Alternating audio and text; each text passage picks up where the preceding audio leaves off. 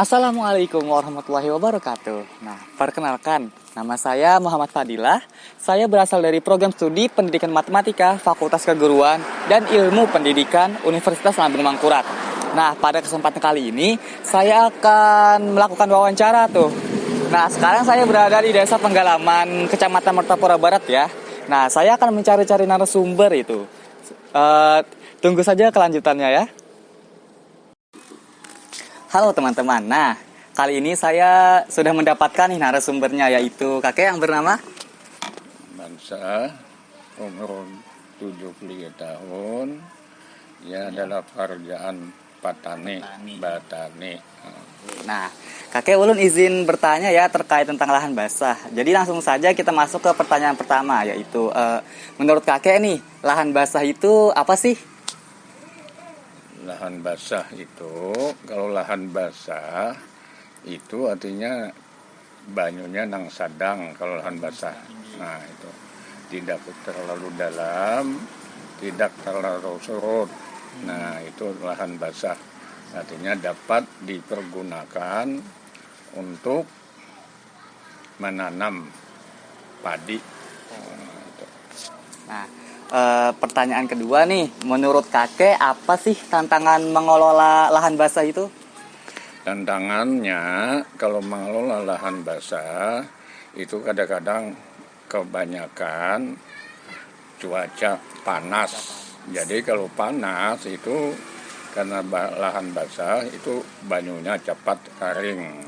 Nah, kalau kekeringan itu kita kada bisa lagi menanam padi.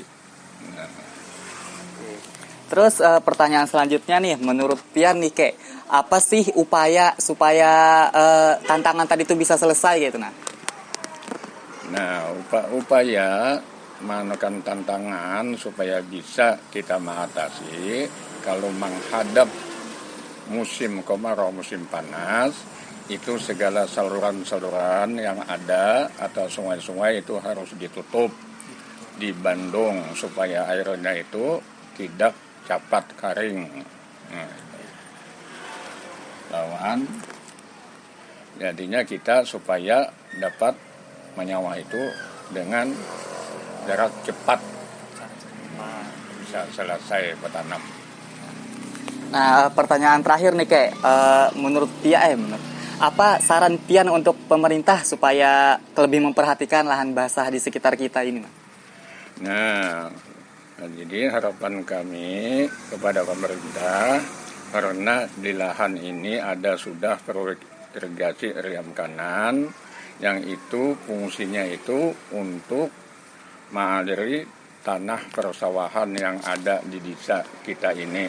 Nah, jadi karena itu waktu yang sangat kami harapkan, sangat kami perlukan banyu irigasi dari riam kanan itu waktu musim panas ini kan kekeringan, banyak kekeringan petani-petani sudah sawahnya sudah mulai bangkang.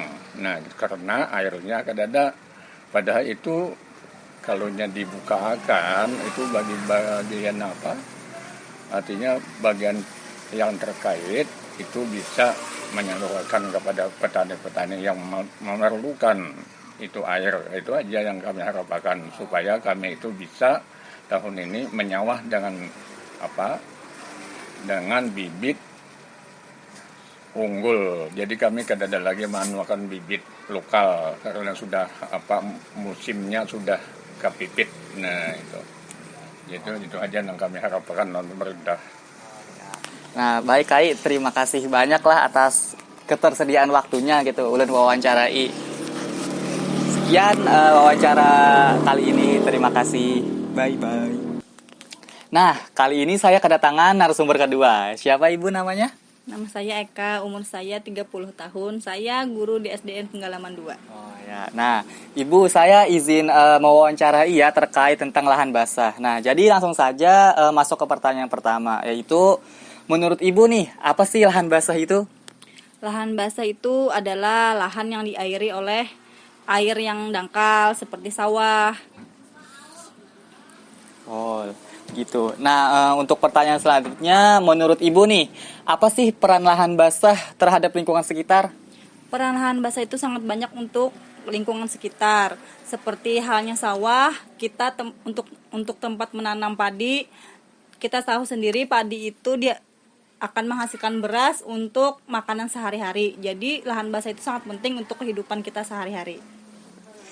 Baik, pertanyaan ketiga yaitu menurut pengalaman ibu nih, bagaimana pengalaman ibu terhadap tinggal di lahan yang basah ini?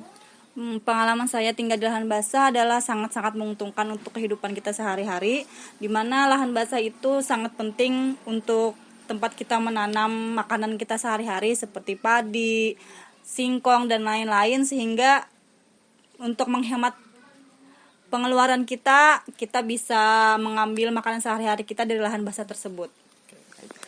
Ibu, pertanyaan terakhir nih, apa saran ibu terhadap pemerintah terhadap lahan basah ini? Untuk pemerintah, mohon diperhatikan kembali lahan basah di lingkungan kami melalui sistem irigasi yang bagus, sehingga lahan basah di tempat kami bisa terus memproduksi untuk kehidupan kita sehari-hari. Baik Ibu, terima kasih banyak ya atas ketersediaan waktunya. Baik, itulah tadi wawancara kedua kita. Bye.